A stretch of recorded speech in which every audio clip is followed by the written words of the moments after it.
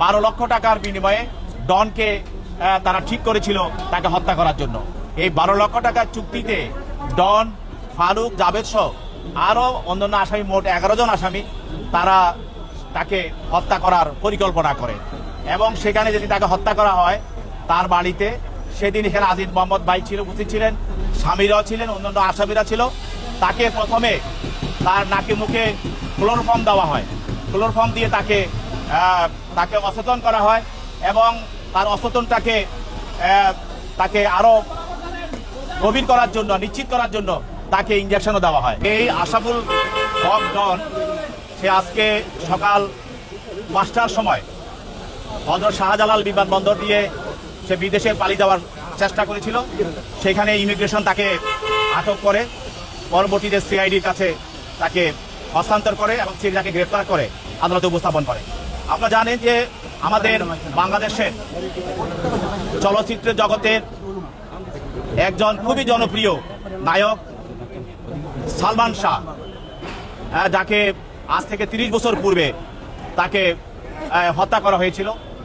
এই হত্যা মামলার পরবর্তীতে তার মামা এই মামলা দায়ের করে এবং এই মামলা দীর্ঘদিন তার মা, তার বাবা, সালমান শাহের বাবা দুইজনে এবং তার সালমান শাহর ফ্যানেরা আন্দোলন সংগ্রাম করে এই পরবর্তীতে বিজ্ঞ আদালত থেকে আদেশ নিয়ে এই মামলাটি রমনা থানায় একটি হত্যা মামলা দায়ের হয় এবং এই মামলার 4 নম্বর আসামি হলো আজকে আশরাফুল হক ডন।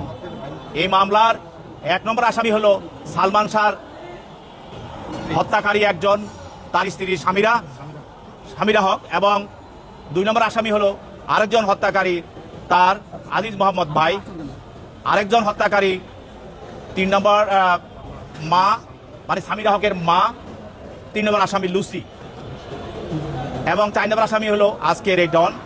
এইসব মোট 11 জন আসামি এই মামলার আসামি। আজকের এই মামলার আসামি আশরাফুল হক ডন, যেই মামলা তাকে হত্যা মামলা আসামি করা হয়েছে, এই মামলার যে বিষয়বস্তু সেটা হলো গত 6/9/96 তারিখে সকাল 9টা 30 ঘটিকার সময় সালমান শাহের মা এবং সালমান শাহের বাবা এবং তার ছোট ভাই তার ইস্কাটনের বাসায় তার সঙ্গে দেখা করতে যায়।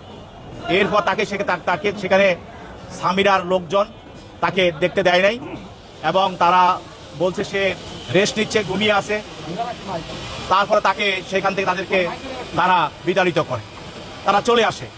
এরপরে রাত 11টার দিকে, 11:30টার সময় সেখানে একজন প্রোডাকশন ম্যানেজার সে ফোন করে জানায় সালমান শাহের মাকে বা বাবাকে যে সালমান সাহেবের অবস্থা খুব খারাপ, সেই জন্য কী অবস্থায় আছে আপনারা আসেন।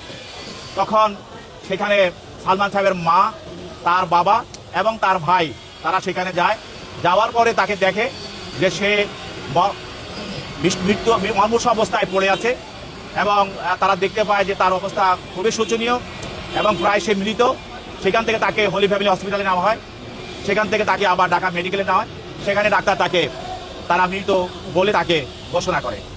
এই বিষয়ে তার মা, বাবা এবং তার মামা তারা দীর্ঘদিন যাবৎ এই মামলাটি নেওয়ার জন্য ফ্যাসিস্টের আমলে চেষ্টা করেছিল, কিন্তু ফ্যাসিস্টের সহযোগিতার কারণে তারা সেই তখন মামলাগুলো নিতে তাদের অনেক কষ্ট করতে হয়েছে। এরপরে আজিজ মোহাম্মদ ভাই এবং ডন এবং সামিরা তারা তার ছোট ভাই তাকে অপহরণ করার চেষ্টা করেছিল তাদের বাসা থেকে, যেন তারা কোনো মামলা মোকদ্দমা না করে, এই ভয় দেখানোর জন্য। কিন্তু ওই মামলায় তার নীলা চৌধুরী অর্থাৎ সালমান শাহ মামলা ক্যান্টনমেন্ট থানায় একটি মামলা করে।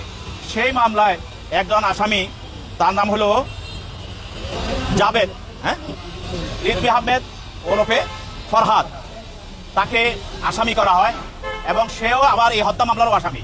সেই মামলায় সে আদালতে এসে স্বীকারোক্তিমূলক জবানবন্দি দেয় এবং 164 দেয় এবং এই 164 স্বীকারোক্তিমূলক জবানবন্দি দিয়া বলে যে ডনের সঙ্গে তার পরিচয় এবং ওই মামলার আসামি ফারুক, জাবেদের সঙ্গে তার পরিচয় এবং আজিজ মোহাম্মদ ভাই এবং সামিরা